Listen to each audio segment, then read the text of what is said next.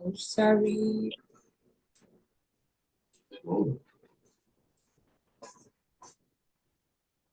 Okay, please confirm if you can see my screen. Can you see my screen?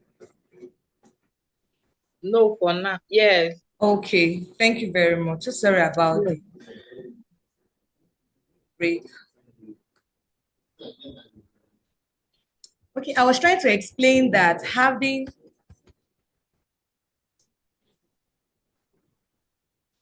just great products and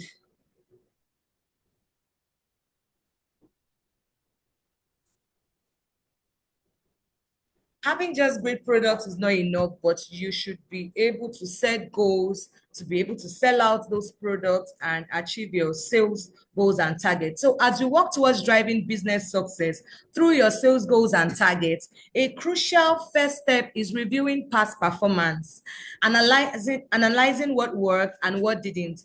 This provides invaluable insights for the future success. So, you can't jump into a new goal if you've not sat down to check what worked for you in the year 2024, like going through your sales, maybe monthly or weekly, and see how the number of times you're able to meet your target, how much were you making monthly?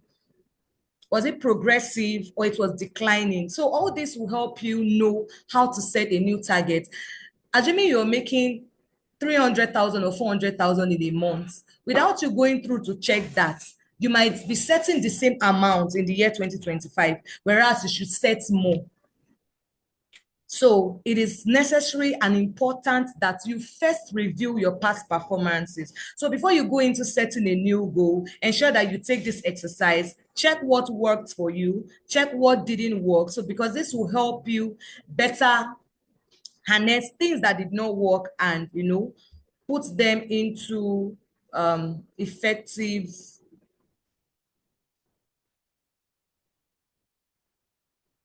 Yeah. So checking what worked and what didn't work, this provides you with invaluable insight for the future success of your business. And right about now, Chioma will be the one handling this next session. So let's welcome Chioma to take the next session of reviewing past performance. Please don't forget to share your questions, your concern as we go further in this training.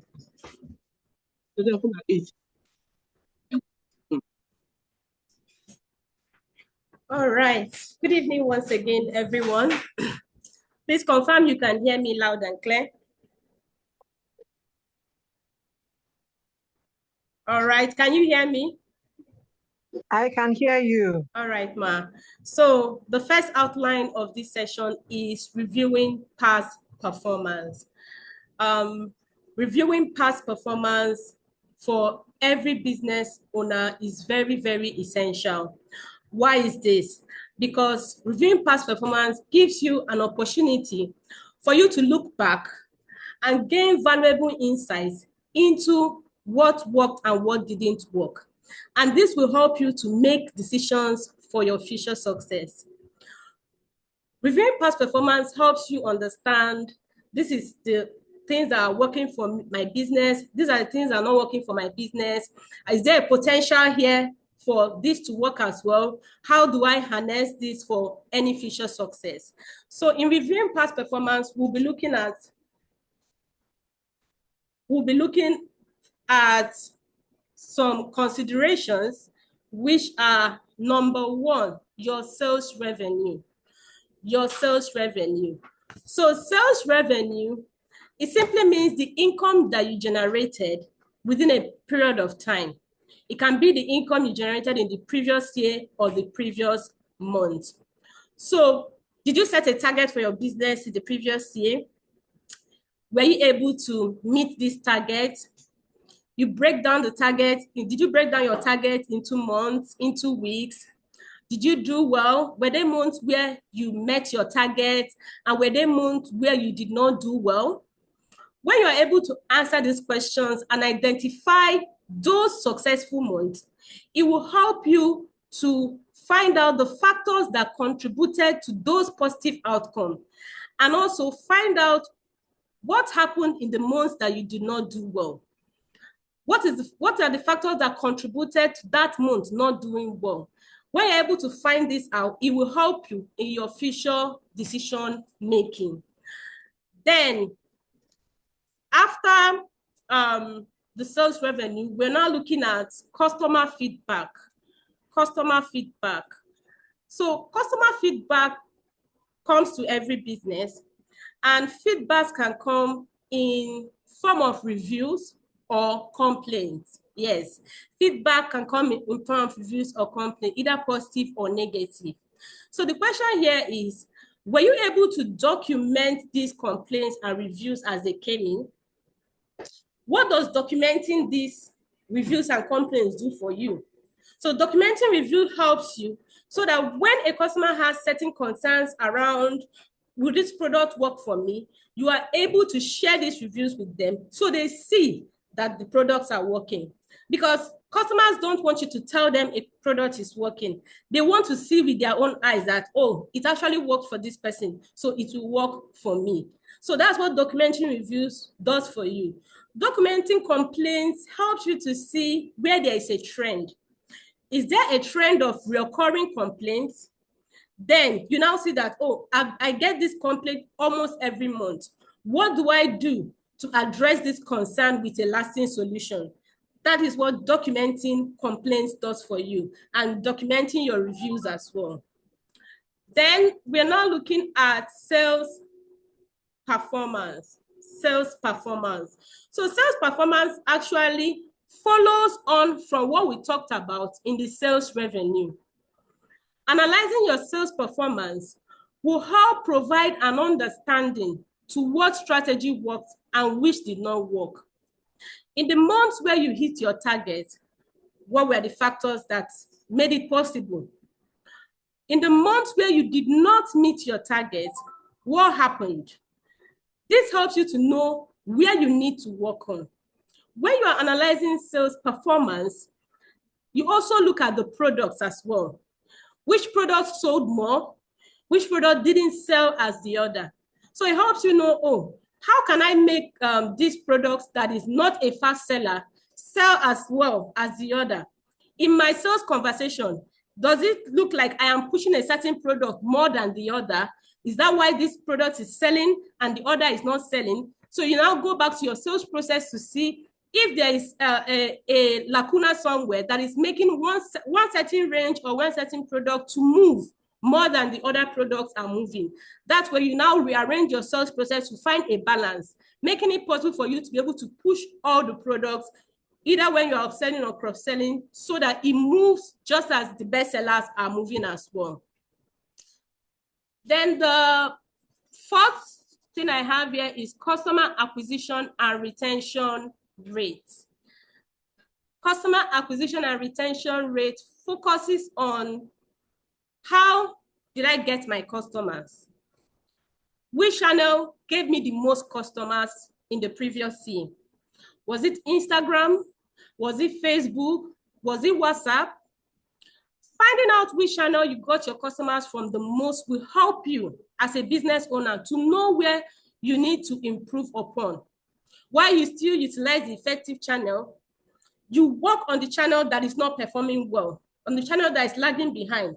That way, it will also perform well, because if you're getting leads from all the channels and there seems to be like this one is selling fast and the other is not selling, then you need to look into your sales process to see, is it my response time? Is it the way that these customers are being responded to? Maybe because I'm able to share certain things in this platform and I'm not able to share in the other platform. That is why I'm not able to close sales in this platform. So you find a solution to that. Then lastly, we look at, okay, from customer acquisition, we're now looking at retention rates. I've not spoken on retention rates. So retention rates here, we are looking at our existing customer database.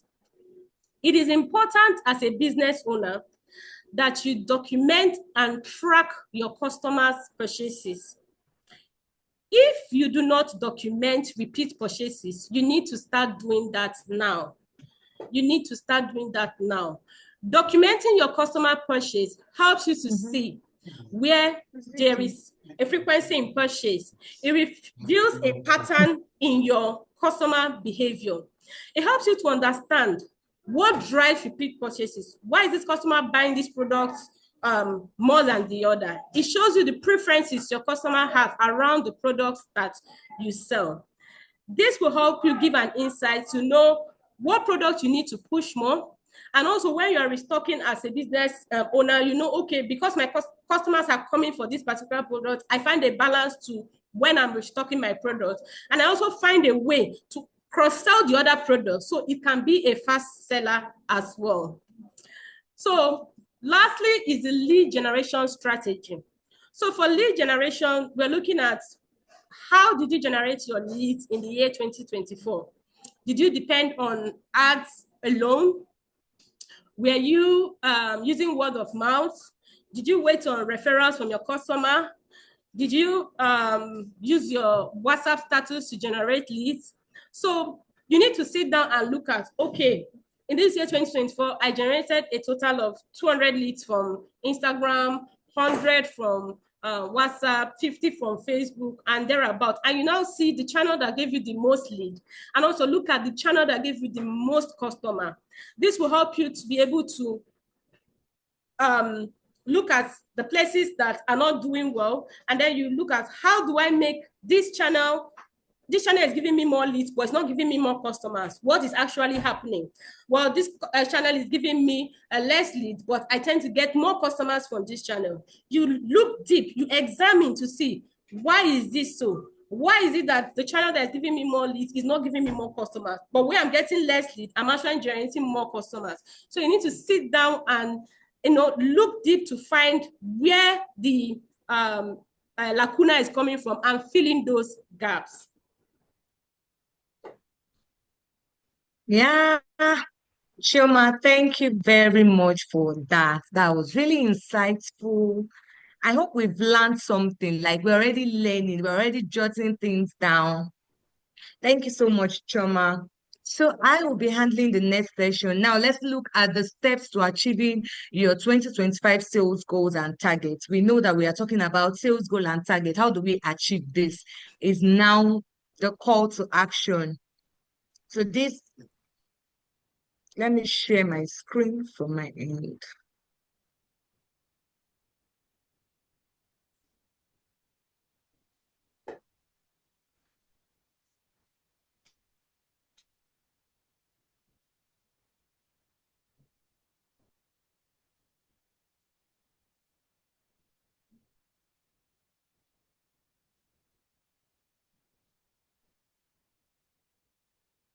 Just,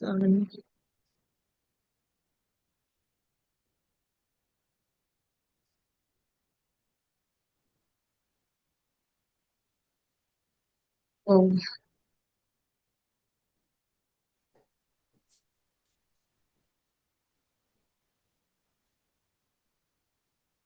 sorry. Why is it sticking back?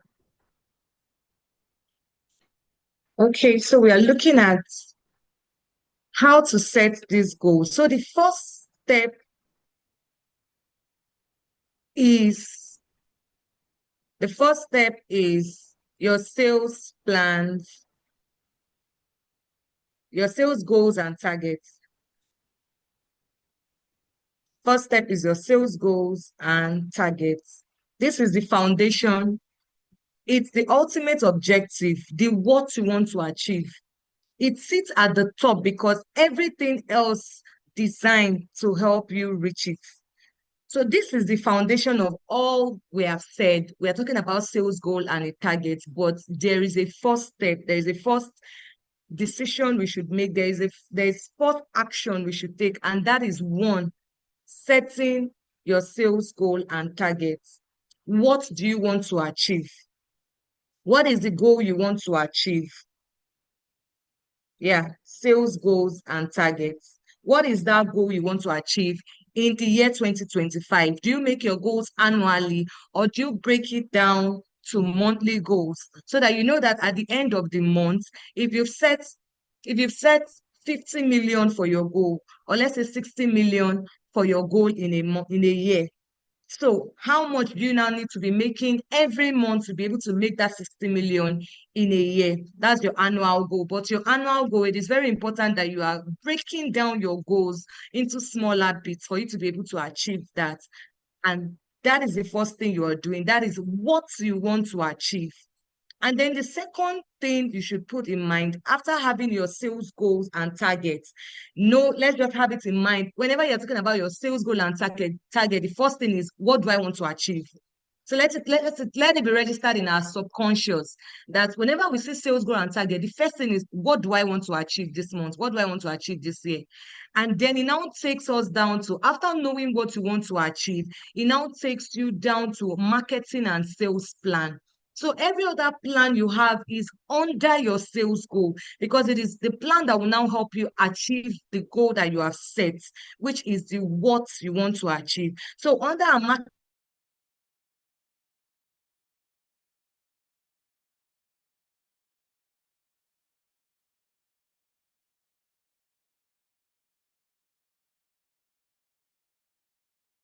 Is from our end or from our end?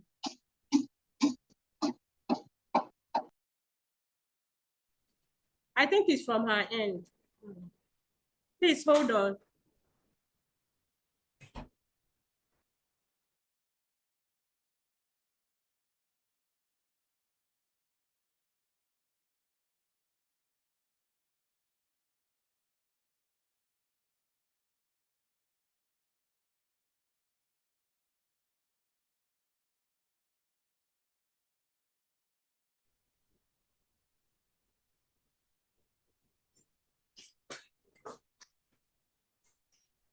my sincere apologies for that, my system.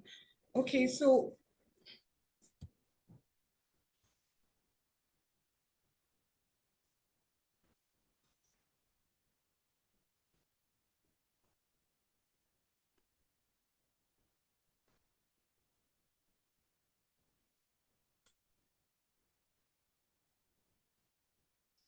the second is marketing and sales plan. This comes next. It is the blueprint that outlines how you will achieve your sales goal. It is the how, the strategies and tactics you will use to achieve your sales goal. So after having in mind what you want to achieve, the next thing is, how do you want to achieve this? This takes you to the next step, which is the marketing and sales plan. So in order for you to be able to achieve the goal, there must be a plan laid out. It is the blueprint. It is how you now want to achieve the goal you have set, because you cannot set a goal and not set how you want to achieve it. Like, how do you want to achieve the goal if there is no proper plan made in place to achieve the goals? So the marketing and sales plan is the blueprint. And then the last is your sales process and customer relationship. Your sales process and customer relationship. This is now the point. This is the point I call the action plan point. This is the part where you take the execution. This is the part where you are now taking action after knowing what you want to achieve, and then how do you want to achieve it. Then the next thing is to taking action on how you are going to achieve these goals. And this is done by setting a very good sales process and customer relationship.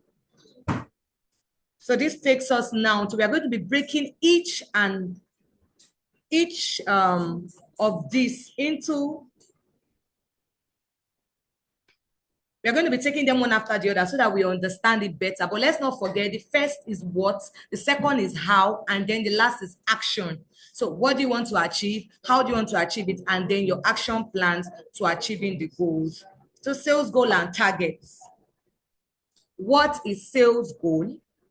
Sales goals are objectives that a company wants to achieve over a set period of time. It represents the desired outcome of some effort and serves as a target to guide sales activities and measure performance. I know some of us would have even set our goals for the year, like from January. Everybody, we already know that, so time, or before the end of the month, I want to achieve this, I want to achieve so amount, and also sales goals are those objectives that the company wants to, aside revenue, You can set goals to even your customer retention, that's how you are able to retain your existing customers. You can set goals to the number of customers you want to acquire in a week, in a month. So there are many areas you can set goals on aside just your sales revenue. So these are the objectives that a company wants to achieve over a set period of time. But the common duration of time is usually weekly, while some do monthly.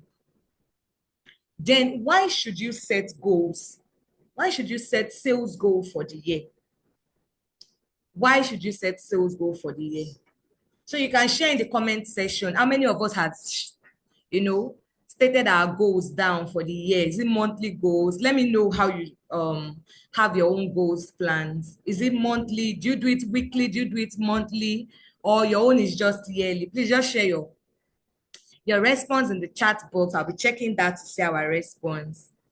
Let me know how you set your own target, your own goals. Is it weekly or is it daily? Is it monthly or is it yearly? So why should you set sales goals for the new year, for the year 2025? The first is goal provides a clear target. It makes it very clear. It's very visible. Like you know what you're working with. It's a blueprint. You know that this is what you want to do and this is how you want to do it. You already have your action plans. But imagine you're walking into a new year or you're walking into a new month without having in mind what you want to achieve, or not even having in mind how you want to achieve it or the action plans. You will just cross your hands and sit. Even when the business is not progressing, you will not know because you're not keeping track of what you want to achieve. There is nothing to achieve. You're just going to the business in the morning and going back home at night. Like there will be nothing to talk about. Why? Because there is no sales goal and target set in place. So this provides a clear target. When you set goals, you know what you are working with. And when you know what you're working with, you work with that thing. And it helps you at the end of the day achieve that goal you have set. Then secondly, what it does is that it boosts team motivation. It boosts team motivation. I've mentioned this in one of the webinars that is what we do in Maracruz. Like every month or every week, we have this goal we set, and then everybody's working towards we must hit this goal because there are certain bonuses that comes with it. So everybody is motivated. You hear people saying, we want to hit this goal. You hear people saying, please, let's work, or let's even work extra hours in order to be able to hit this goal. So when there is goals, when there are targets set, it helps you to hit. It gives you motivation. You'll be motivated. You'll be happy. Knowing that you have something you are working with. You have a direction. You're not just doing it. So it helps to boost team motivation. If you're not setting goals, just try setting goals, especially when you now have you have people working for you. You set goals, and when there is now something underneath, maybe a bonus or something, you'll be so surprised that your team or your employees, everybody will be motivated to work. Why? Because they are seeing a clear goal they're working with, and then it helps to track progress. It helps to track progress. Once there is goal, I mentioned it before, you'll be able to track what is working, what is not working. You did better in the month of January. So we already have, today is the last day of February. And we already have 1 month gone. So after today now, we have 2 months already. So it is in our place as a business person to check, okay, between January and February, which month did I do well? It will help you keep track. And then, what's the thing? What area is it in customer? Did I get more leads? Leads are people that reaches out to us. They are potential customers, but they are not customers yet. Did I get more leads? Did I get people reaching out to me that they want to get Maracruz products, but have not bought? So you will know all this. Or do you have more customers, or you have more existing customers coming to buy from you? When you have those targets, sales goals and targets, down, you'll be able to track progress. When the business is progressing, when there is a decline, and it will now help you, address it. Then it improves accountability. This is important, especially for those that have sales girl or people working under them. Once there is sales goal and target, everybody is accountable for what they are doing. Everybody knows what they are doing in order to be able to meet this goal, because you have somewhere you are going to. Just like the marketers, there are people that are they're in the marketing field, and then they are paid based on commission. They know that if they don't hit certain commission, they will not get their bonus or payment. It now makes them accountable, because then at the end of the day, they need to get their salary. So it is important that you set these goals. It makes everyone in the team, everyone under you, accountable for the role they are taking in order to be able to hit these goals. And then it drives business, overall business growth. Sales goal will help you see where there is leakage. Where do you need to fix? Where do you need to do more? Like, that is the most important thing.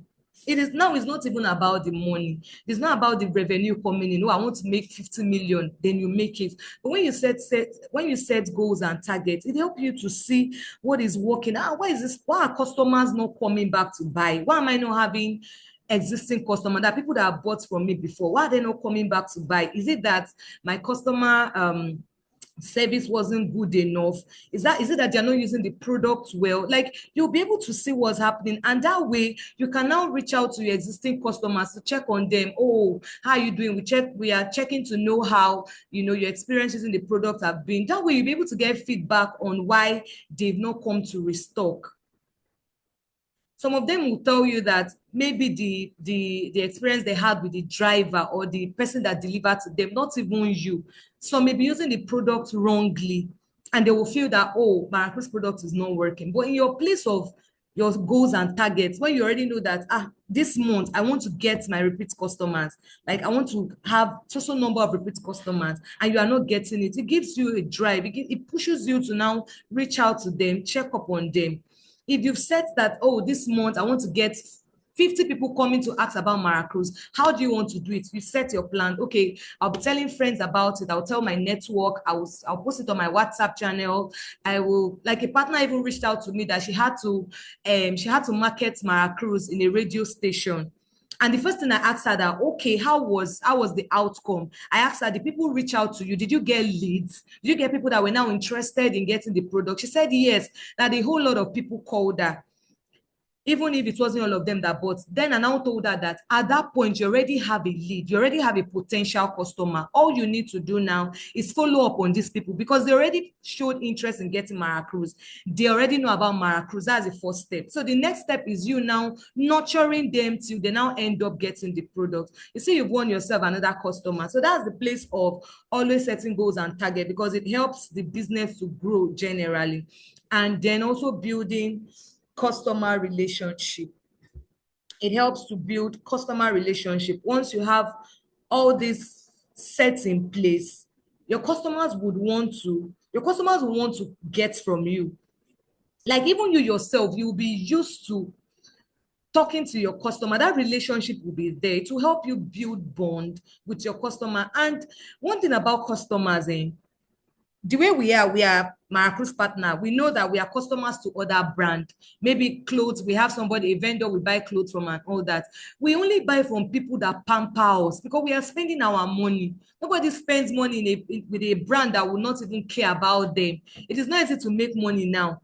But when they see that a particular brand is always checking up on them, it's always after their own, aside the product. There's one thing we preach in Maracruz: we preach value. Even before we now talk about the money we want to collect from customers, we ensure that the customer is getting value. Like, you are coming with a concern, and the first thing we do is that we are addressing your concern before we are now talking about, oh, how many products are you getting, get more and all that. But we sell value. So you meeting up with this kind of brands, it's registered in your subconscious that whenever you want to get another hair care product, you remember the brand that treated you well, and you still go and purchase. That way you're building customer relationship, and customer relationship fosters retention. Once you have that strong bond with your customer, they will always come back to buy again and again. So what are the key areas we should set goals? What are the key areas we should set goals? So when setting SMART goals, SMART remains specific, measurable, achievable, relevant, time-bound. Focus on the key areas below. I already mentioned initially that there are different areas to set goals aside just setting monetary goals as your revenue. There are various areas too. As a business, you should set goals. And the first I have here is overall revenue. That is number one. So if you are setting goals, how much are you setting for this month? How much do you want to set in the month of March? How much did you make in this February? This February now will now help you know that, okay, if you made 20,000, sorry, if you made not 20,000, my partners, how my partners make 20,000. If you make 500,000, it means that if you want to set goal for March, you are setting above 500,000 because you cannot set the same goal you set for February. It is always a progressive stage. So it's the first thing you have to set goal on is your overall revenue. Now we are now working towards what do we want to make in March? What goal do you want to make in March? We can also share that in our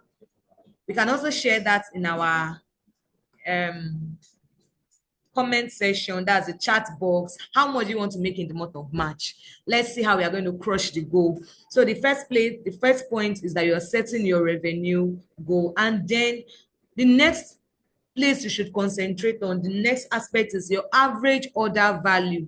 Average order value is the amount customers spend buying things from you.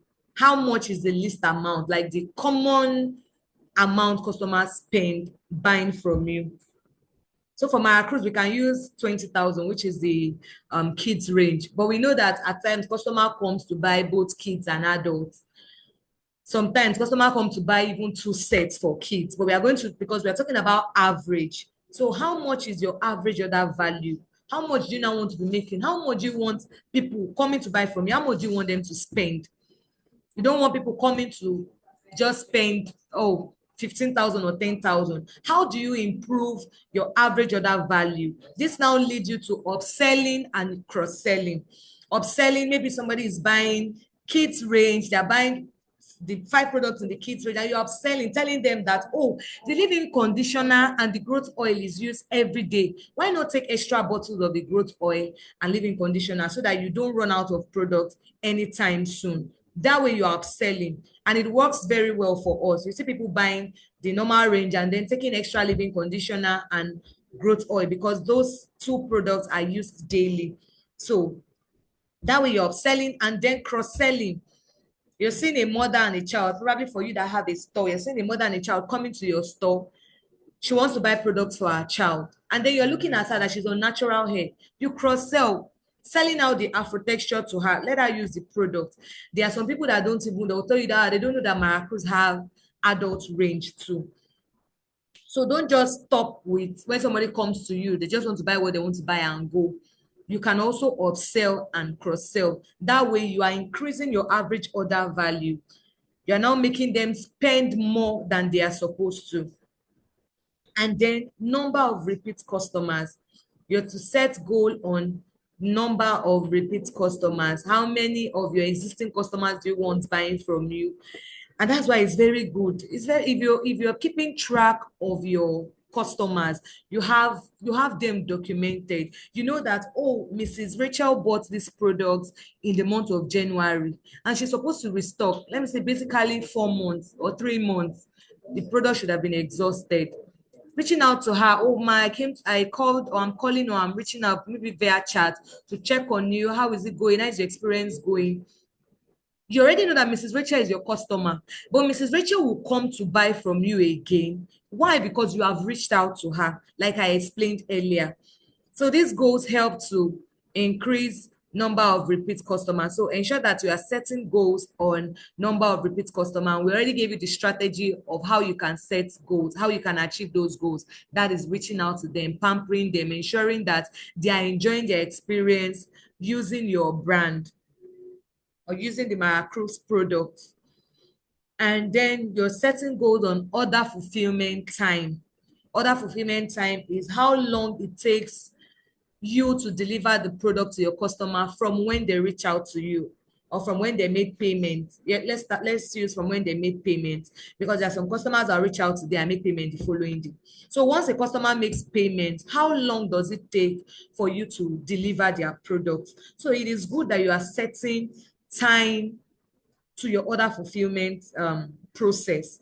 So a customer is reaching out to you today. She has made payments and it's now taking 2 days, 3 days for her to get her order in the same state. It's taking 4, 5 days for her to get a call. It's not encouraging, and one might be losing customers that way. So set goals to your order fulfillment time. Know the distance from your business place to the customer's location. So if you are sharing delivery timeline, if you are saying 2 to 3 working days, let your 2 to 3 working days be 2 to 3 working days. Let them know you for your word, integrity. So if it is 2 to 3 working days, the customer should get it within that timeline. And if there's any reason for the customer to get it after that 2 to 3 working days, you would have reached out to them to communicate that. Probably there was a delay in transit, or maybe an accident or something that is beyond what you can handle, that is beyond you, especially those that partner with an external courier company. It's paramount that we are following up on our customers to let them know that this is the reason why you have not gotten your order. But it is good to set goals to your order fulfillment time, set goals to the number of customers reaching out to you, your repeat customers, that's your existing customers. Set goals to your average order value you want to be making daily, and then set goals to your overall revenue, maybe daily revenue, weekly revenue, or monthly, depending on the one that works well for you. So we're going to be looking at a practical example of how to set targets. How do you set targets? So people just set targets, just the number, and that is all about it. No, there are a lot of things that you need to do while setting up your sales target. So Mrs. Rachel owns a cosmetic store and aims to generate a monthly revenue of 500,000. To reach this target, she plans to analyze the following data. So as you are making, because after this training, we are all going to be setting our targets for March. So the 3 questions we should ask ourselves is: 1, what is my average order value? Like I explained before, that is the amount customer spends buying something from you. What is the average you make? How many customers do you need to meet this target? So Mrs. Rachel has set her own target now of 500,000. Now she's asking herself, how many customers does she need to be able to meet this target? Because it doesn't just stop there with having the target set. It doesn't just stop with 500,000. You need to know how many customers you need to be able to get this 500,000. And then how many leads must she acquire to attract this customer? Leads are potential customers. Leads are people that reach out to you that they want to buy. We all know, we all have the experience that it is not everybody that reaches out to us that ends up buying. There are people that just want to make an inquiry. Oh, they just heard about Maracruz from a friend and they're reaching out to a distributor close to them. Hi, I heard about Maracruz. I've been seeing your post and all. It doesn't mean that the person will get the product at that time, but they are already attracted to the product. They've seen it online. They've seen reviews. They've seen people talk about Maracruz, or they were told by a friend. Then they're reaching out to you to let you know that, oh, they're interested in Maracruz, making an inquiry. How does it work? Do you have kids? Do you have adults and all? They are just there to make inquiries. But at the end of the day, let's assume you got like 6 or 7 people reaching out to you like that to know about Maracruz. It is not all, in most cases, sometimes it happens that everybody ends up making payments and buying. But in most cases, it is not everybody that buys. So these are the people we now call leads. So how many people do you need to even show interest in Maracruz products, that you will now be able to get your customers from them? Because the customers you get, aside existing customers, the customers you get are from these leads. So how many leads do you want to reach out to you, and how many customers do you now want to get from them? These were just the question Mrs. Rachel asked herself, and boom, this is now how to achieve these questions in our hearts. So we are going to be doing the mathematics now. Sales target breakdown. Are you with me? Am I alone? No, you are not I'm alone. here. Okay. Am I communicating well? Is it confusing? Not at all. Go All ahead. right. Thank you for the feedback. So I think there are so many people that do not really understand this part of sales target breakdown. People just have that number in mind that, oh, I want to make 500,000 and that's it. But you need to break your target down. And the first thing is having your target set. You already know that Mrs. Rachel wants to make 500,000. How will she make this 500,000? Is knowing that Mrs. Rachel's average order value is 20,000. So for all of us now, depending on our location, there are people that their location, they have more of, the higher class people that once they come to your store, they are buying a lot. They're not buying small. So our average order value is relative. It is not the same, but we are just using 20,000 because this is the minimum. This is the kids range, and it is the cheapest of all. So Mrs. Rachel's average order value is 20,000, but you can also note you can just quickly, as we are looking into this, you can just have your own, worked out. You can also be working your own down. Mrs. Rachel's average value is 20,000. What is your own average value? Checking your past record. How much is your customer spending with you? I mean, each customer. Then that is how you get your average order value. Then how do you now get the number of customers that you want to reach out to you? How do you get the number of customers to reach out to you? It is very, very simple. It is very, very simple.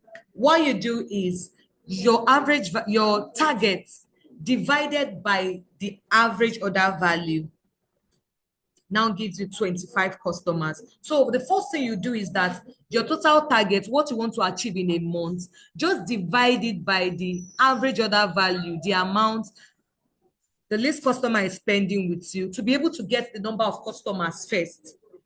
So now Mrs. Rachel's target is 500,000 and her average order value is 20,000. So now what Mrs. Rachel did to get her customers, number of customers she needs, is just dividing her sales target by the average order value, giving her a number of 25 customers. So all Mrs. Rachel needs to get 500,000 is just getting 25 customers. So if you times 20,000 times 25 customers, let's say everybody coming to you, they are spending 20,000, then times the number of customers you are getting, that's 500,000.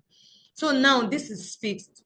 Mrs. Rachel already know, she already has her target, she knows her average order value, and then she has gotten her customers from dividing the target with the average order value. But how do you now get the number of people that you want to reach out to? Because it is not 25 people that will reach out to you that we end up buying. Like I said before, it is not in most cases, it's not everybody that will end up buying. So you need a particular number of people reaching out to you so that you can now get your 25 customers from there. And that now leads us to setting a conversion rate. To be able to get that, you need to set a conversion rate, and you cannot set 100% conversion rate. If you are setting 100% conversion rate, it means that if 25 people are reaching out to you, 25 people need to buy, which is almost impossible, even if it's not impossible, but almost in most cases. So the conversion rate we are setting is 25%. In the worst case scenario, at least 25%, we should be able to convert 25% of everybody that reaches out to us. If you're using 50%, it's still too high. It means that if 25 people is reaching out to you, that's half of the people reaching out to you should end up buying. The chances are still slim, but bringing your conversion rate down to 25%. So you can also use 25% when calculating yours. So now you're using 25%. This will now help you get the number of leads you need to be able to get your customers at the end of the day. And you can calculate that easily. The simple formula for that is your number of customers divided by your conversion rate times 100. Your number of customers, which is 25. If we have our calculator, we can quickly do that. Your number of customers divided by 25% conversion rate we are using times 100. So if you're doing that calculation from your end, you will see that the result is 100. So it means that you need 100 leads So when you have 100 people coming to you and saying that I want to get Maracus product, I want to get Maracus product, using 25% conversion rate, you know that at least 25 people should buy. Why the remaining 75 people, you know that you now need to do follow up on them, you need to reach out to them. Some of them will get the following week, some of them will get next week, the next month, but you need to get some of them to purchase instantly. So you need 100 leads to be able to get 25 customers. And the other way you can also check it is timesing your customers, the number of customers times 4. 4 means 25%, 2 is 50%. So, but in order to be able to get it easily, just use the formula customers divided by your conversion rate times 100 to be able to get your number of leads. And then that's the number of leads you need monthly. This is Mrs. Rachel's monthly breakdown. The 500,000 is the amount she wants to make in a month. So we now want to break this number of customers. Okay, how many number of customers does she need? This 25 customers now, it's for the month, because this breakdown we did is for the monthly revenue. We now want to know how many number of customers does she need in a day to be able to now achieve this. We want to break the target now from monthly target. We know that she needs 25 customers in a month. We now want to break it down to daily. How many customers does she need daily? So for the leads, you say 100 leads. We're working with 100 leads divided by 30 days in a month. You know that she needs 4 leads reaching out to her every day. 100 leads reaching out to her every month, and 4 leads reaching out to her every day. Then from these 4 leads, to be able to get the number of customers using the same 25% conversion rate, the result is 1. I don't know if we are still together. Let me check the chat box. We are getting you. We are getting you. All right. Okay, I want to check it out. Okay. Please, you can share your question so you don't forget if you have any question. All right, so that's just the simple way to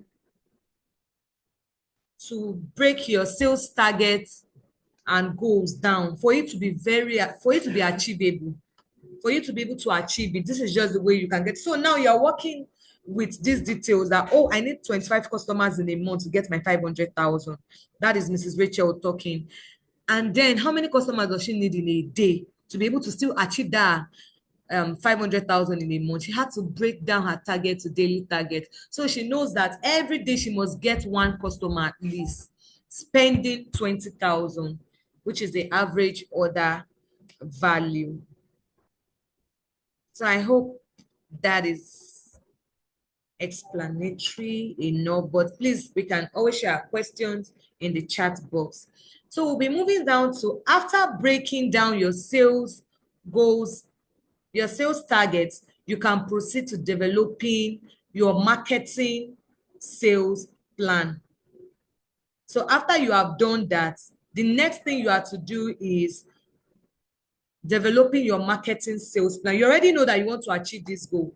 What are you to do? What would help you achieve this goal? You've broken down your goals to smaller bits. Now you're working towards 500,000 in a month. And to get 500,000, Mrs. Rachel needs 25 customers. But if customers cannot just come, if you're not also doing more work, how do they know about this product? How do you want the product to get to them? How will they see this product? How will they even know that you are selling to be able to hit these goals? You have to develop your marketing and sales plan. Marketing and sales plan. And that now leads us to a marketing and sales plan. A marketing and sales plan is a roadmap that shows a business how to reach their sales goals. It outlines the strategies, actions, and resources you use to attract and convert customers. So having these sales goals and target you break it, or you broke down the sales goal and target. Just breaking it down is not enough. How do you now want to sell this product? Because you can have your goals, and then if you are not selling out, how do you want to meet up with your goals? How would you get the leads you are talking about? How would you get the customers? And how would you meet up with the goals if you don't have marketing and sales plan in place to help you achieve your goals? So we have broken this marketing and sales plan into smaller bits. And the first is deep product knowledge. The first is deep product knowledge. The second is effective marketing. After knowing about this product, how do you market this product effectively? Because it's beyond just knowing about the products. It's beyond knowing that Maracruz Kids range is 5 products in a set. It's beyond knowing that Maracruz product is effective. Well, how do you now let people know that this product is effective, or this product is affordable, this product is high in demand, or if you are not doing your marketing effectively? And then exceptional customer experience. We all know that once we are able to do this as a business, like our repeat customer, return buyers is sure. There is no doubt about it, like there's no negotiation about it. Once you're able to have an exceptional customer relationship with your customers, you'll always get them around, still buying from you. And a simple and well-structured sales process. A very simple. Sometimes you can have all this, you can have a good product, you can have a good customer experience, but you don't have a well-structured sales process. If you don't have a well-structured sales process, it will also affect your sales.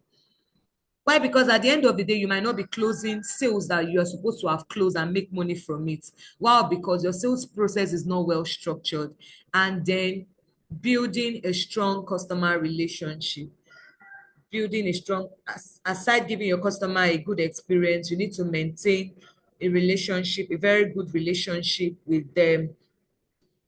And this will be leading us. So we'll be taking this one after the other, so we understand well that once we have broken down our targets, once we have broken down our goals, the next thing we have to do is, how do we now achieve this goal? Like, we've known that this is what we want, but how do we now get it? We know that we are going to Lagos State. How do we get to Lagos State is the question. Is it by flight? Is it by road? But you know that you want to get to Lagos State. So we know that we want to achieve a particular goal in our business. How to achieve it is also important.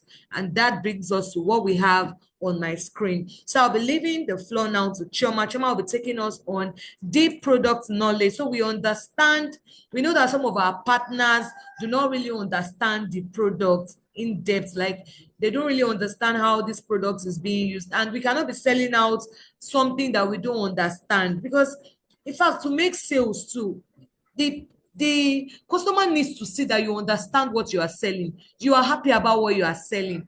So giving them that product knowledge, you are giving your customer the knowledge. You are intimating them on how to use the product. You are educating them on how to use the product. They'll be happy to buy, knowing that they are in safe hands. But if you're just selling out the product to them and collecting money, at the end of the day, they might not even be happy to come back again.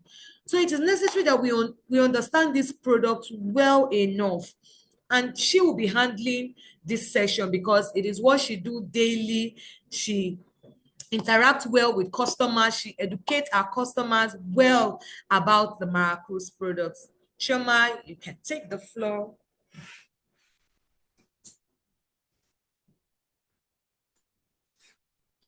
All right, I'm back again. I hope the session is going well and we are filling up our blank papers and pen that we came in, because Faith just did justice to the part of breaking down our numbers. So here I'll be taking the product knowledge. I know that some people will be asking themselves questions like, why do you need to run me through Maracruz products again? The thing is, you might think you have a deep knowledge of the product that you are selling, but you don't. How do you know this? When you are faced with certain questions from customer, you find it difficult to address those concerns from the customer. That is what makes you know that there's still a gap you need to fill. You need to learn more about the product, because having a deep knowledge of the products that you are selling. It is very crucial for so many reasons. It helps you have a deep knowledge of the products, help you sell the products from an informed angle. You're selling the product with confidence because you have studied these products, you've seen this product work for some people. So there's that confidence. You're selling with that confidence that it has worked for ABC person, so it definitely will work for you if you use it in so way.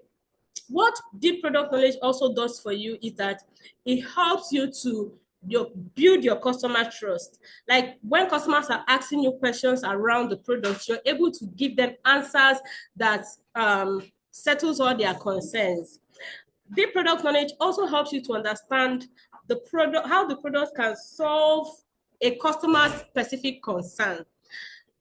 Customers come in daily with different kinds of concerns. The concern Mrs. A will come in with is not the same thing Mrs. B will come in with. So it is important that you are able to address this concern so that you are able to recommend products for the customer that will serve that customer's individual needs, products that are most suitable for that customer's situation.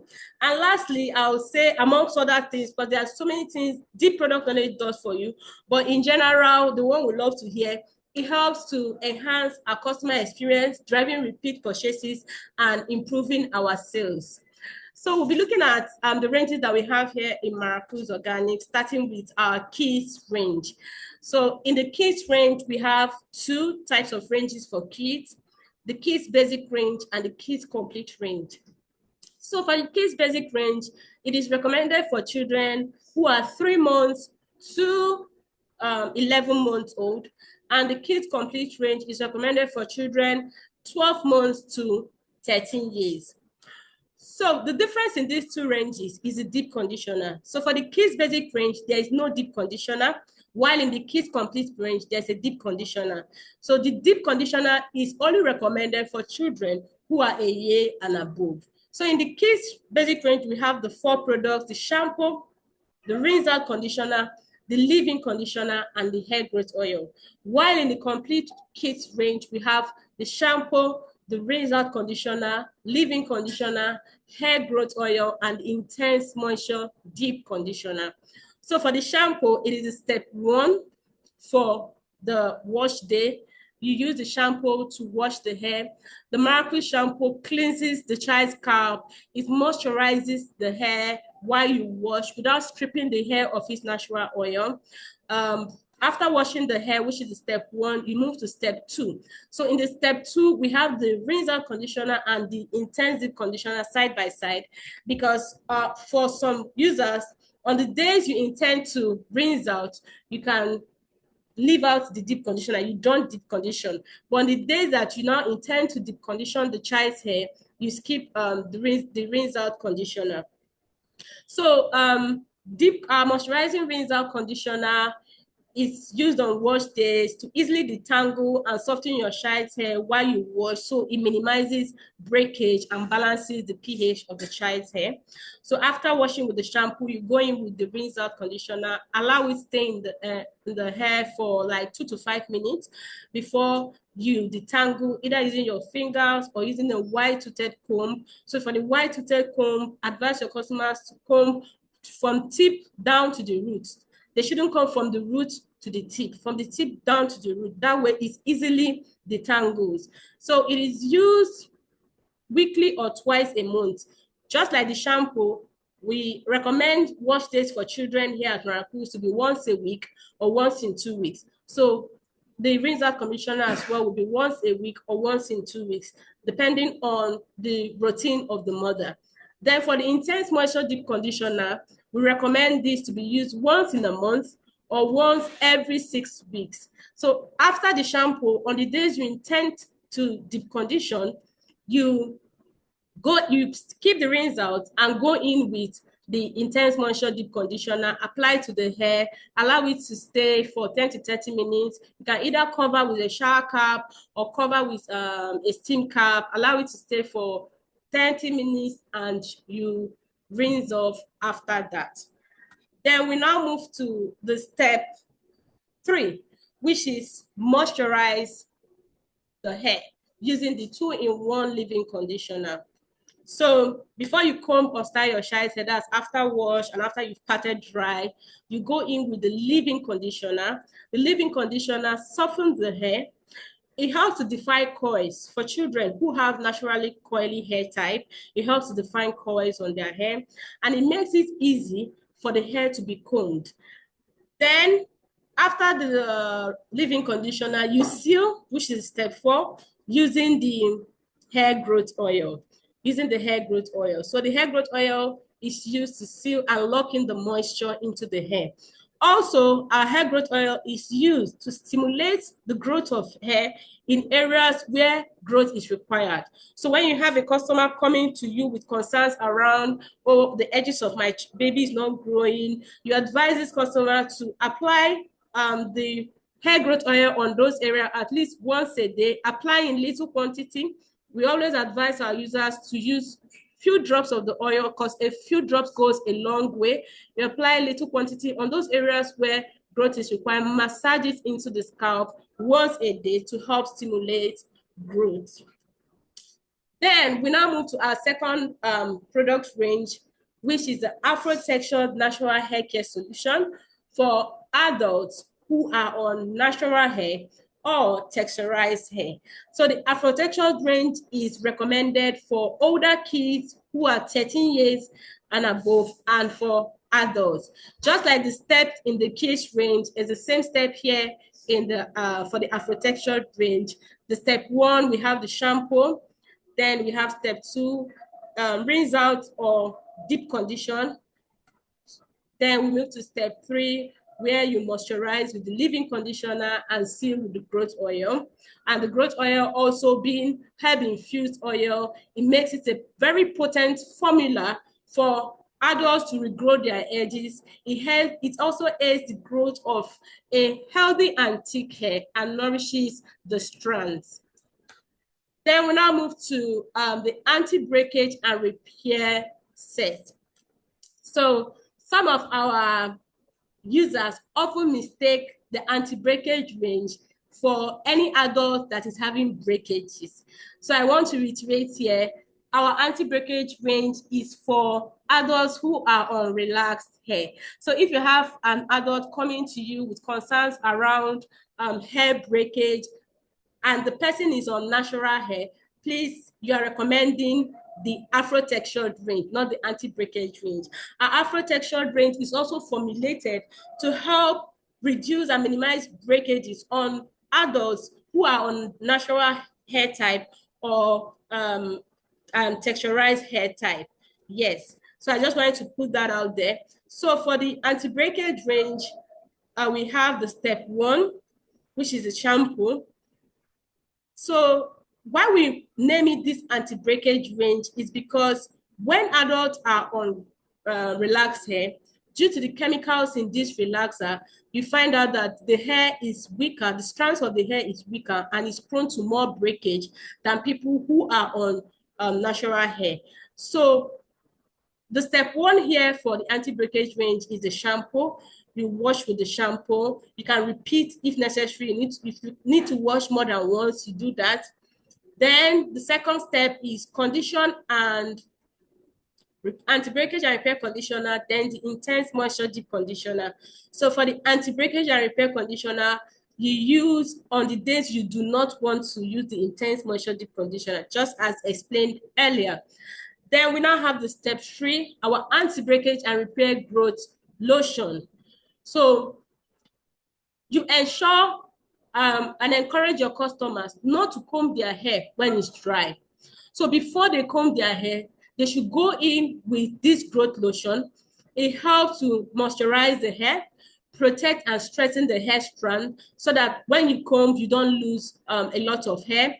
It minimizes hair loss while combing or while managing the hair. So they should go in with the lotion after they finish washing their hair. Then seal in with the oil, which is the step 4. So our oils, just like all our oils, it helps to strengthen the hair, encourage growth around the edges, and a whole lot of that. All right. Then we now have the scalp rescue shampoo and scalp rescue conditioner. Yes. So for adults who have concerns around dandruff or itchy scalp, we recommend this shampoo for them.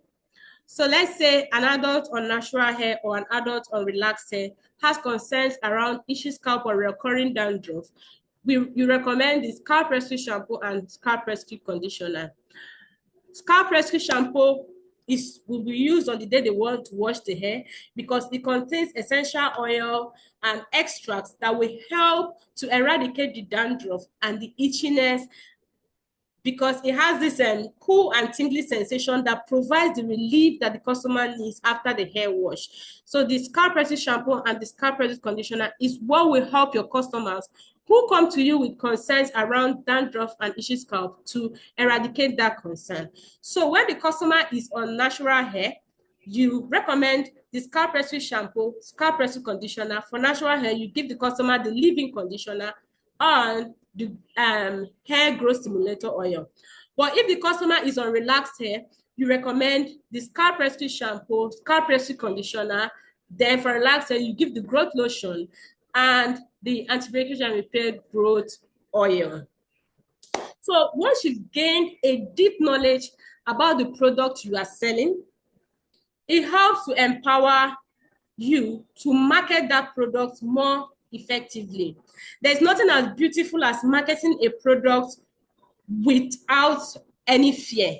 You're marketing a product with confidence because you know that this thing I'm giving to this customer is going to help the customer to achieve desired results. And also here in Maracruz, where we have so many reviews from users, people who have come to us, gotten our products and shared their review on their own without we even reaching out to them. They come to tell us, oh, your product works magic.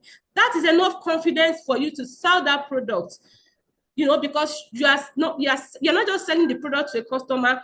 At that point, you are selling a solution to the customer, a solution that works.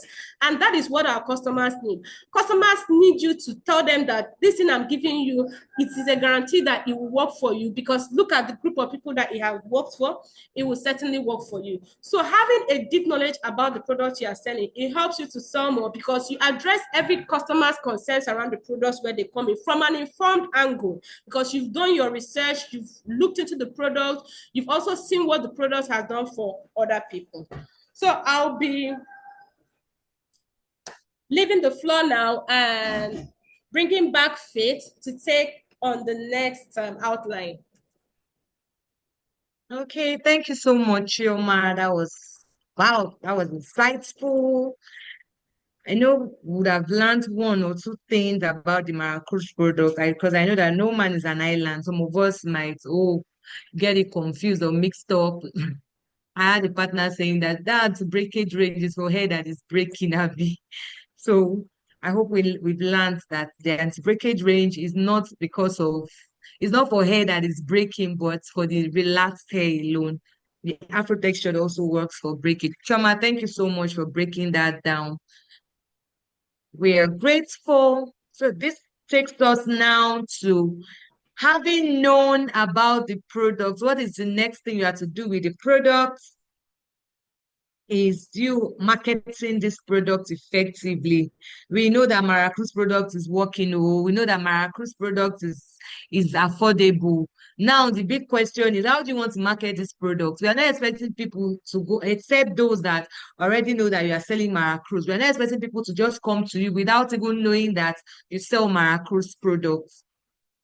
And that is why it is necessary. That's why we're always advising our partners that even though we have everybody listed on the website, we also encourage, even though we are spending huge on marketing, spending millions of naira, trying to, push the product out, creating more products, promotion and all, creating awareness of the brand.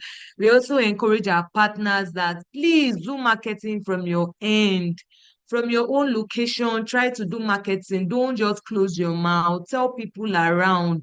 Like you don't even know who will be your potential customer from your network, from your neighbors, from friends. There was a particular partner that joined us newly. In fact, that order she placed, she had to reach out to me that all her sisters got the product, that she doesn't have product again.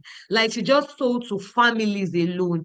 And the product, she got product over 200,000. She said everything, it was her sisters that took the product. So you never can tell who would be your potential customers. So you need to talk, like you need to really market the product and not just relax that, oh, Maracruz is doing marketing. Maracruz is doing marketing. Maracruz is doing this. Maracruz send customers to me. We are also encouraging, like this is an opportunity for us to beg, for us to plead, for us to encourage, for us to implore us that let us all do the marketing. As a business owner, it is paramount that we are also marketing because you already bought the Maracruz product. So you are the CEO of the product you bought. You are the one now managing the product you bought. So you're the one that know how you want to sell out. And that is why it should also be a burden that you're really doing marketing from your end, aside what Maracruz is doing. So an effective marketing plan is a core contribution to revenue generation. Marketing strategies to consider are content marketing, testimonial, product information, healthy hair cases. And that is why we have that group, that content group. So if you know you're not part, if you're not in the group, please you can notify me in the chat box so that I can add you to the group.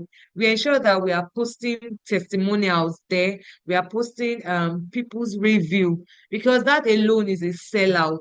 When people reach out to us, in fact, their partners that joined us as a result of the reviews they've seen out there. They didn't just buy for themselves, but they decided to partner, knowing that this product is effective. So this helps to even make selling and convincing people much easier. You don't need to talk too much. Why? Because people are already seeing the testimonial.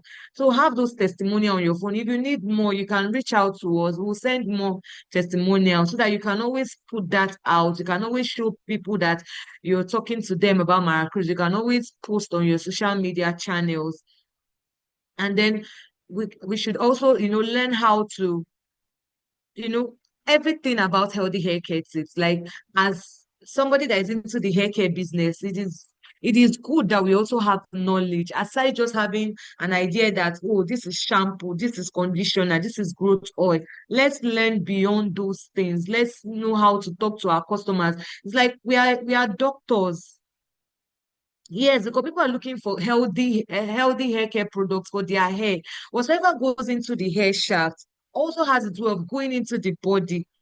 So it is very important that we're also talking to our customers about healthy hair care tips. Like is one strategy to sell well, even if the person is not even ready to buy. But the fact that they know that they are coming to you to buy product, aside just giving them maybe the e-flyer or yes, the e-flyer online for them to go through, but you yourself, you are talking to them about not just the product, we are talking to them about healthy hair, so they know that somebody that is fast in healthy hair care tips should know the kind of product you will stock, so they will have confidence in the product you are selling, knowing that you have knowledge about healthy hair.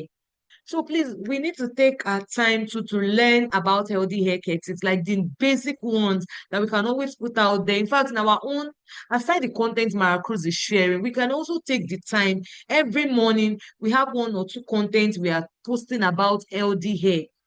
That way, somebody can even reach out to you. Ah, you posted this about healthy hair. Is it true? Like from there, you talk about it, and then you're already selling the product.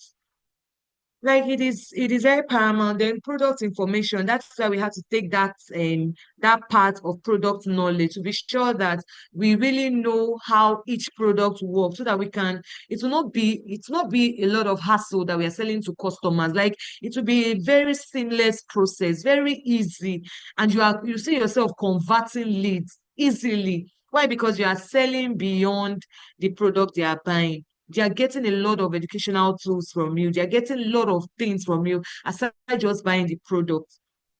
And then social media ads. So some of us can, although Maracruz leverage on Facebook and then Instagram. So I know that there are some partners that also do marketing from their end, that's running ads from their end, aside the one Maracruz is doing. So it's good that we also advertise this online, talk about it online. Let people say it. Let people know you as, oh, let them know you with this brand. Let them know you as, if you want to buy hair care products, please go to this person. Even in your church, like people know that if you want hair care product to go and meet Mrs. So so so. Like they know you with to your brand. They know that this is what you're in for. They know what you are selling out. They know what you are representing. And the next one is word of mouth. We cannot overemphasize this word of mouth. Like you don't know who you are telling. You don't know who would end up buying. There are people that will just look at and feel that, oh, there is no need. But when you just talk about it, you don't know if that has been the person concerned, but the person do not have the right contact or do not know who to meet. So it is nice we are telling our friends, we are telling our families, we are telling our colleagues, because our customers are also can also be found there. And then as you're selling out, let us try to ask for referral. So when you have somebody coming to buy from you, you have closed the sale. Please ensure that you just create a small right, or please refer me to your friends and family, or refer us to your network. That way you've sent that message to the person's mind. Like whenever the person now hears anything about hair care products, the person will remember that, oh, this person even asked for a referral. No, there are sometimes we need to be intentional about asking people to refer us. And you can only ask people to refer you when you've given them a very good customer service. Because a customer that is angry, how do you want to tell the person, please refer me? It's five you're looking for. So it is very good in order for us to be able to get good referral. And one good thing about referrals is that when you have customers coming from people from referrals, like those customers, you don't need to stress yourself. Like you don't need to talk too much because they are coming from somebody that is using the product. They are like, they just have the assurance that this person told me about Maracruz. Let me just go and buy. So the person is not coming to stress you that is the product working? Are you a scam? Will you deliver to me? Why? Because somebody else have done the evangelist work for you. Somebody else have talked to the person about Maracruz. They've done all the work for you. All you need to do is just to send to the person. And that is why it is very good that we are even getting people from referrals, because they are buying this thing is very simple, very easy and stress-free. So these four areas are the key areas you can effectively market the product. You can effectively market the product, and then you'll be surprised that you're turning your leads to customers, and your customers funnel is increasing on a daily basis. And at the end of the day, you'll be surprised that you are even crushing your goals. You're even crushing your goals. You're even going beyond, you're surpassing the goals you've set when you've been able to effectively work on these strategies. While effective marketing brings in leads, a designed sales process is essential to convert them. Okay, so we are moving to the next slide.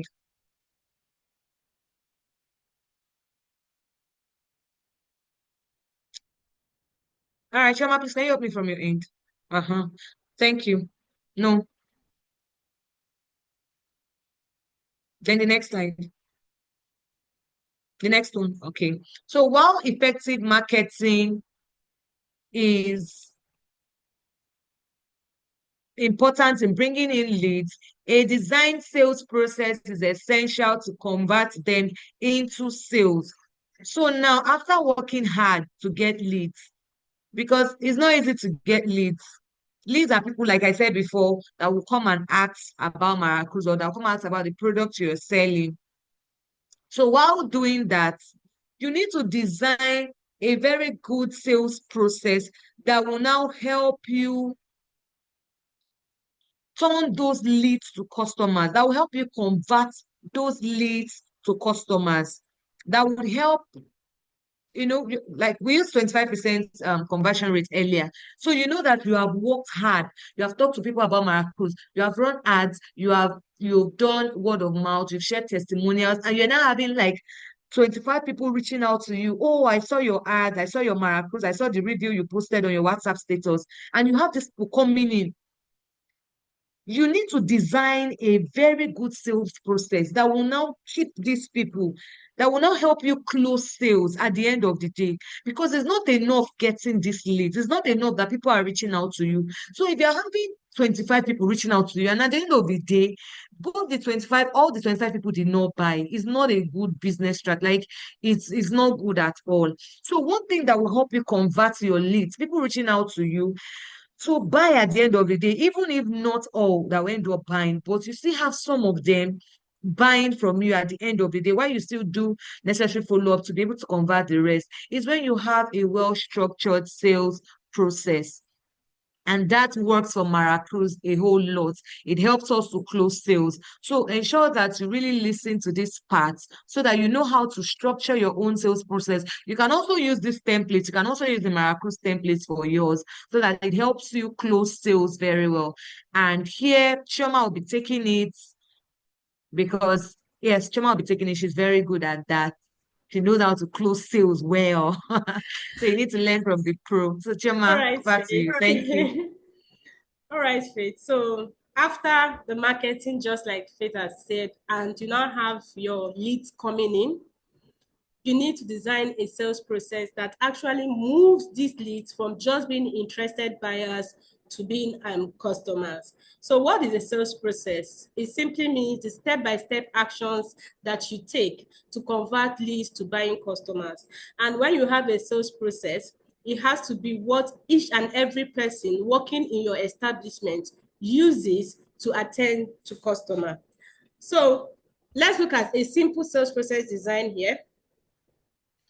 So firstly, for a simple sales process design, we have the first thing: when a lead, that is a prospective customer, a lead, someone who has shown interest in your product, reaches out to you to say, hello, I'm interested in the kids range, or hello, I'm interested in the anti-breakage range. The first thing you do is to greet the prospect. Greet the prospect depending on what time of the day the person is reaching out to you. If it's in the morning, you greet accordingly. If it's in the evening, you greet accordingly. So after that, you share a short saved write-up of what your company offers. So here in Maracruz, what we offer is healthy hair care solutions to kids and adults. So you have a saved write-up that shows what your own company or establishment offers. That way, the customer knows that he or she is in the right place. Then you ask questions to understand customer needs and pain points. So there are customers that will come in to say, hello, my 2-year-old hair is breaking. I need products that will help to grow their hair. The customer has already shared all their concerns with you and pain points. So after greeting the customer and sharing the saved write-up, you go ahead to address those needs that the customer came in and provide solutions that will meet the customer needs. But there are customers that come in with just good afternoon. Then you greet the customer, just like we said, the first step, share the saved write-up and ask questions. Which of the products would you love to get? How may we be of help to you today? And the customer says, I want to get products for my 2-year-old. You don't just share a picture of the kids range with the customer because she says, I want to get products for my 2-year-old. No, at that point, you ask questions around, oh, what are the hair concerns the child has? Why do you need products for her hair? What are the goals you want to achieve for this child? And you find out that at this point, you're making the customer understand that it is not just the lead, rather, at this point, that it's not just about the money. You're trying to provide a solution to that person. You are selling that person a solution. So when you now ask these questions, you see that some people will now be relaxed to open up to you to tell you, oh, my baby's hair is cutting. And whenever I make the hair, there's a lot of boil, there's this, there's that, and you provide solution. If there are any hair care tips, you can also add to that, because at times mishandling the hair might be what is causing some concern. So after you've had the lead, you try to provide solutions around product recommendation and also some hair care tips that will help address such concerns. After which you now share product name and product prices. So when you're sharing product name and product prices, you can also share a picture of the product as well. And when you're sharing prices, you share a breakdown of the prices. So you don't just share picture of Kids Complete Range and you say Kids Complete Range 20,000 naira. Share a breakdown of what each individual product in the range is priced at before you share the total value of the range. Then you now ask for delivery details from the customer if you're delivering to the customer, or you share pickup address with the customer. At this point, it takes you to the next stage, which is closing the sales. So when the customer has shared delivery details with you, you total the customer's order and total including their delivery fee and send to them, and you send payment details with them. Because at the point where a lead has shared delivery details with you, that the person has shown interest already. So you share account details with the person so they are able to make payment. If it is pickup, you share pickup address with the person so they can come and pick up their order. So let's run down through the process again before we proceed. The first is you greet the prospect, then you share a safe write-up of what your company offers. You ask questions to understand the needs or pain points of the customer. Please, this point is very crucial. Even if the customer does not share concerns, you ask questions that will prompt them to share their concerns with you. So you are able to recommend products that will address that concern. Then you profile the solution to the customer by recommending products. You share the product name, picture, or price. Then you ask for delivery details. Then you close the sale by sharing payment details with the customer. Then it now takes us to the next step, which is follow up if sales isn't closed. That is follow up when the customer, after sharing payment details and the lead is yet to make payment, you have to follow up on this lead. Send a message to remind the customer about their pending purchase with you and ask them if they would love to complete their order processing. Then if the customer when the customer now makes payment, there's also a follow-up after purchase. So in sales, there's always this misconception around sales ends when the customer makes payments. No, for every salesperson, sales is a continuous cycle. It doesn't end even when the customer receives their product, it doesn't end. You still have a lot of work to do there. So you follow up if the lead isn't closed. Then when the lead is closed, that is when they make payment, you follow up after purchase. You check up on the customer like 2 or 3 months to see what their feedback is. So following up after purchase can happen even before the 2 months. Let's say you're delivering to the person and the person, you send the product out. You have to reach out to the customer to confirm, oh, have you received your item? Just so you are sure. And customers love it when you treat them special. Like it makes them, that is where the customer experience comes in. And that is where you see them beating their chests outside to tell their friends, oh, go and buy from this person. Her customer experience is top notch. She follows up, you know, she does a lot of things that makes me feel at ease. People love to go where they are appreciated to spend their money. So follow up after the purchase to ensure the customer's order is delivered to them. Then check up on the customer after 2 or 3 months. You strategically reach out to these customers to ask them, oh, I just thought to reach out to know how has your experience been using the products. And the customers now share either reviews with you, those who have concerns that maybe in their mind they've decided, I'm not going to come back to this person. It now opens up an avenue for them to share their concern with you. And when you are able to address these concerns, whatever anger they might have or whatever resentment they have around buying the products with you will now be addressed. And you find out that you people now come to a consensus where you reach an agreement with the customer. Maybe in the course of talking to the customer, you find out that this person is not using these products right. So you send a short write-up to the person to tell them, oh, this is how you can use these products so that you can achieve results. Then you let the customer know that, oh, not to worry, I'm going to follow up on you after some time to see if you've gotten progress on using this. So a simple sales process design is very, very essential to help you move your leads to paying customers. It's one thing getting leads, it's another thing converting them to customers. And with a simple sales process design like this, it can help you and everyone on your team convert leads to paying customers. All right. So a well-structured and simple sales process is key to delivering an excellent customer experience and also closing sales. When you consistently provide a positive customer experience, you build trust, you build loyalty, You build advocacy. Your customers feel valued. Your customers feel understood and appreciated. And this fosters strong, lasting relationship. You find yourself not just having customers, but customers who are advocates of your business. Customers who go around recommending your brands to anybody who cares to listen, because they've experienced you, they love the service they got from you, and they're enjoying the products that you recommended to them as well. So this brings us to strong customer relationship. Yes, strong customer relationship. So in as much as a well-structured and simple sales process is key, delivering an excellent customer experience is crucial.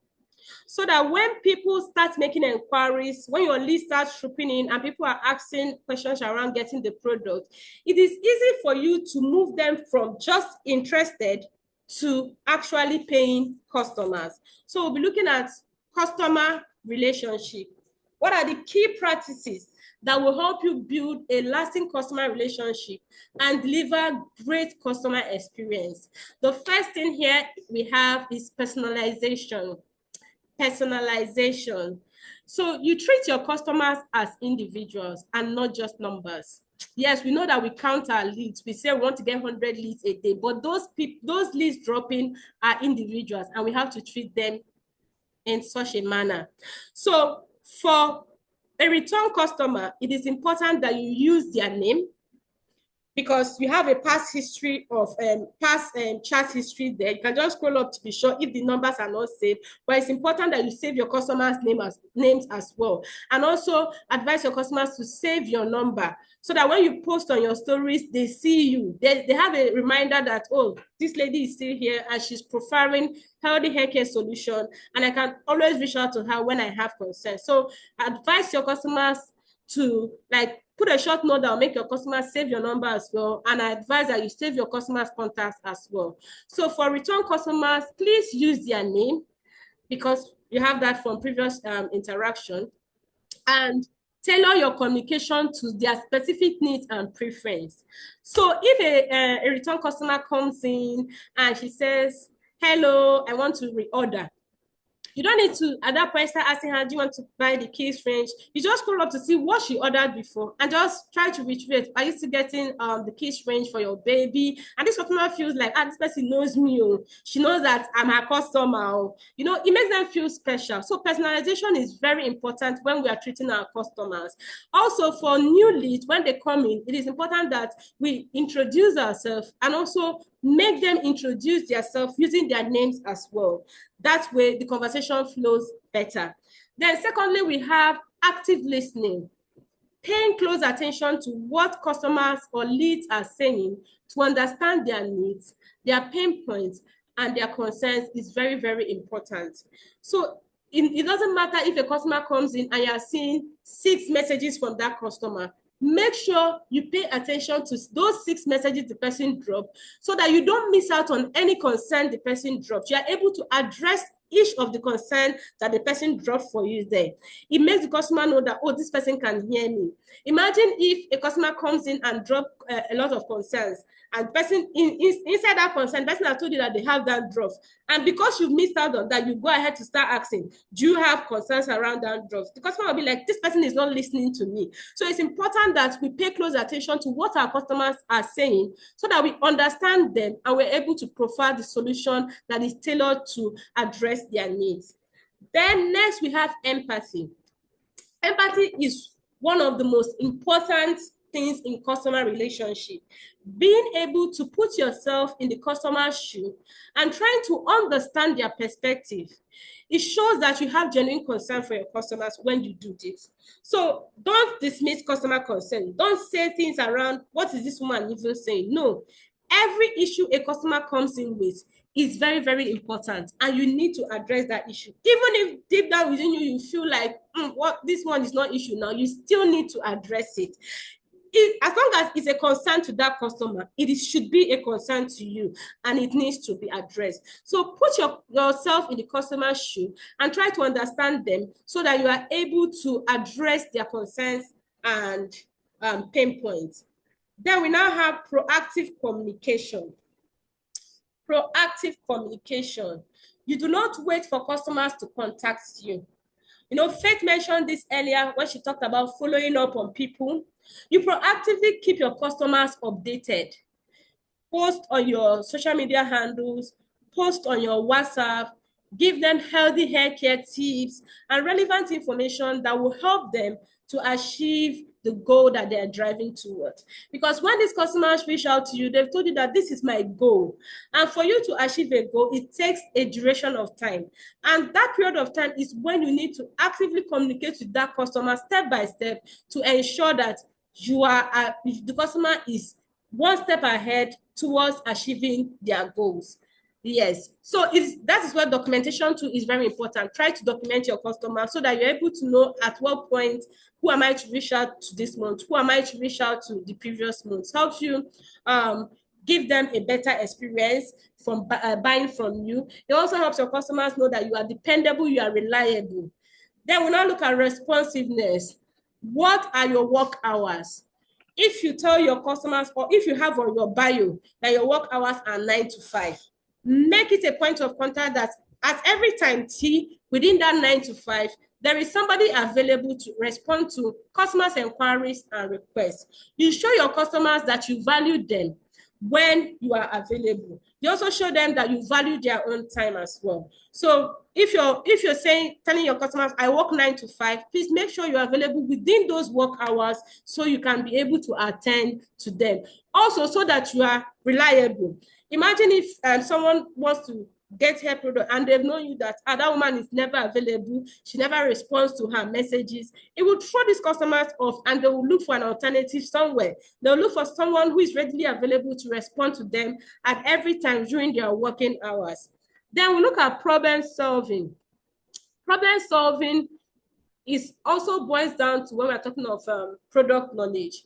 So when you have a deep understanding of the products that you're selling to customer, it helps you to be quick and efficient in resolving your customer's issue. When a customer asks you questions around, are you sure this product will do this? You don't waste time, you don't go back and forth, you don't spend 40 minutes because you want to go and check if this will be able to do it. Admittedly, the customer is asking you, you are giving that person a response at that time to show the person that this is actually going to help resolve your need. That helps to build trust. That helps to build confidence, even in the customer as well, because the customer knows that, oh, this person really, she knows what she's giving me. Then we now look at consistency. Also, for problem solving, I'd like to add, it also includes concerns around maybe delivery. If you're partnering with a delivery company, you let this delivery company know that your company has a set value they need to keep.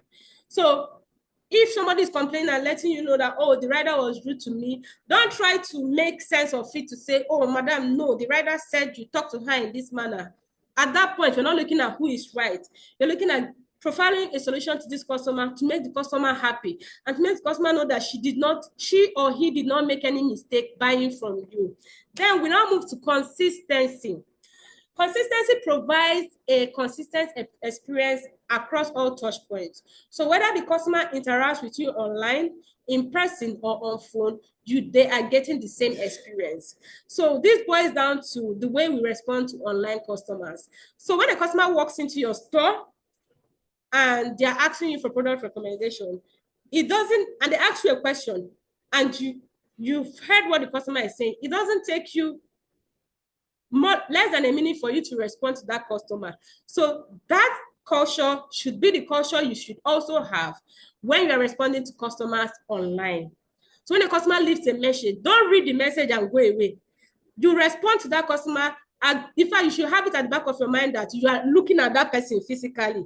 As you're looking at the person's message, it is a physical interaction as well. So you give them the response that they need at that point. So whether it's a walking customer, whether it's a customer calling on phone, whether it's an online customer, you are consistent across all channels, across all touch points, providing the same consistent, beautiful customer service experience to all your customers. So your customers know that Distance is not a barrier. Whether they are calling you, they're getting the same experience. Whether they walk into your store, they're getting the same experience. Then we now look at follow-up. Following up after a sale or an interaction. So you follow up with your customers to ensure that they are satisfied with the purchase and address any concerns that they may have.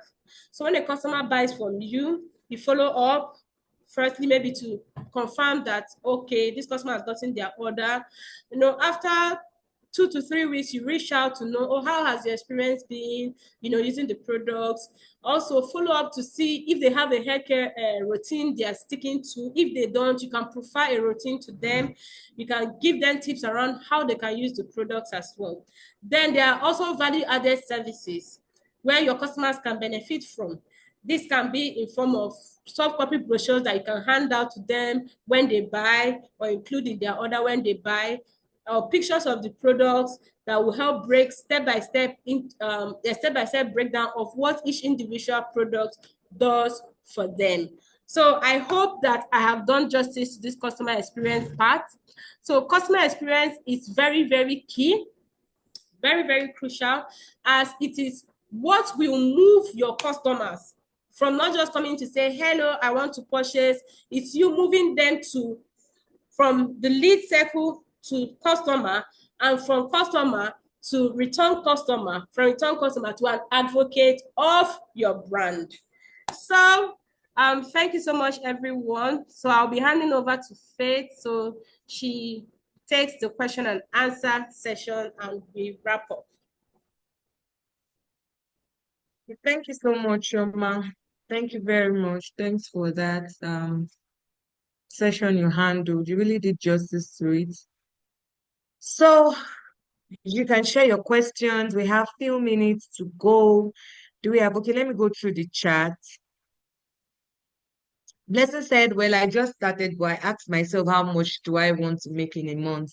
And I asked myself, how many products do I need to sell to make that? Though I did not break it down, right? So now you now know how to break down your goals and targets. So now it's necessary you need to break them down so it will be easy for you to achieve them, probably daily or weekly, depending on how you want to go about it.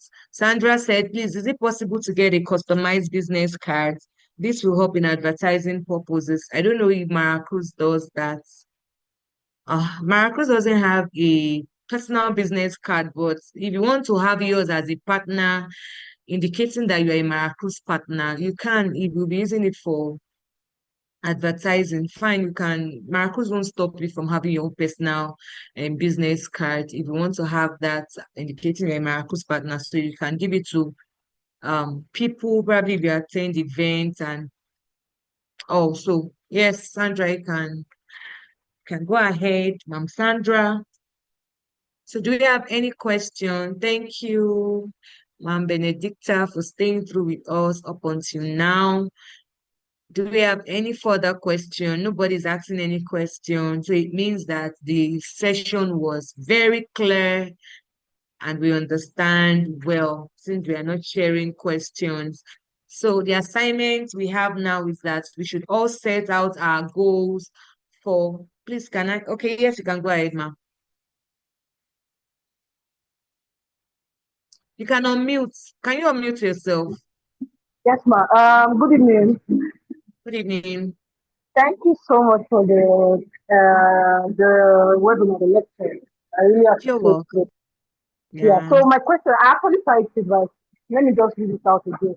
Like I was asking if there's a way a Maracruz partner can get customized cards. Like for example, my church now, I finish a lot of models, but follow up on them is very difficult. So if I have a card with the Maracruz logo and my number on it as a partner, to be able to just hand over this card to potential customers, because now these days I'm in church, I look at children and I follow the parents. So some of them are still doing. Oh, I didn't get that. Huh? I didn't get the last word you said.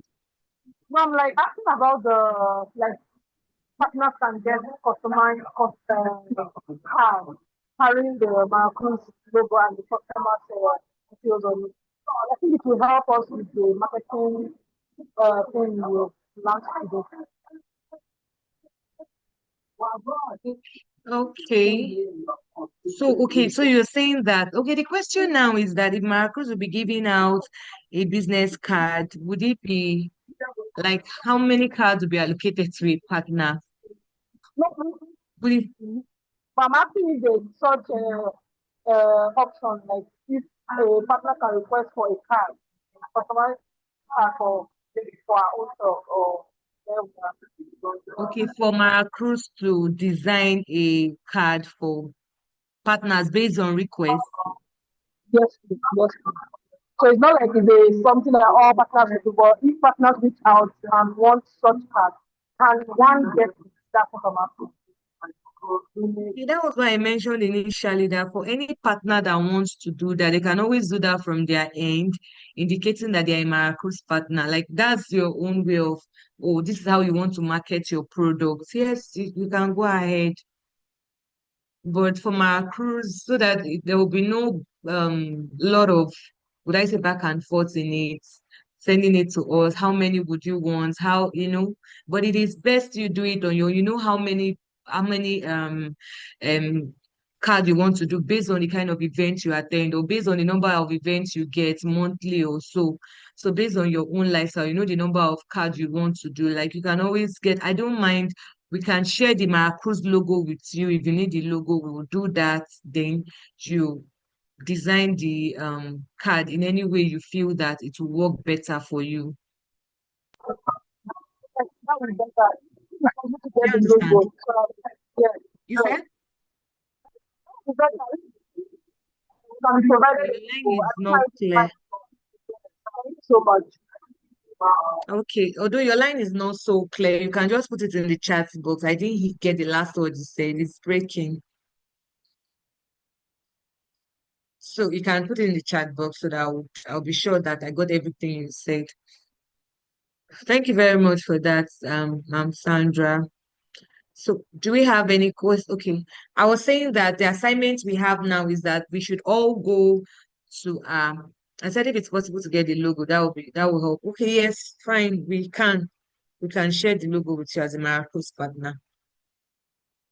So we should go and set our sales targets for the month of March. We already know how to break down this target. So you break it down to the number of customers, number of leads you want to get daily, and how many customers you want to get from the leads, depending on the target you've set on what we have learned today. So let's put it into action. So we know that in the month of March, we are working with a particular target. If we know we don't have any targets set out before.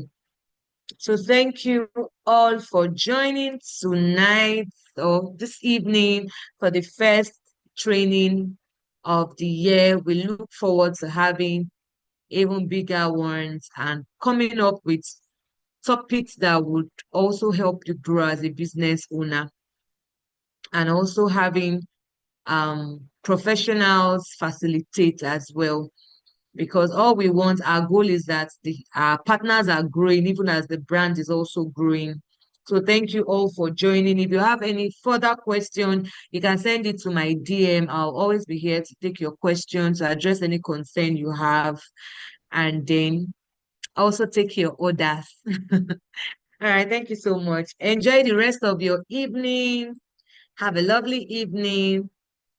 Bye. Thank you, Faith. Thank you, Chioma. Have a lovely evening Thank too. you, and Bye. you too. Bye Bye, now. everyone.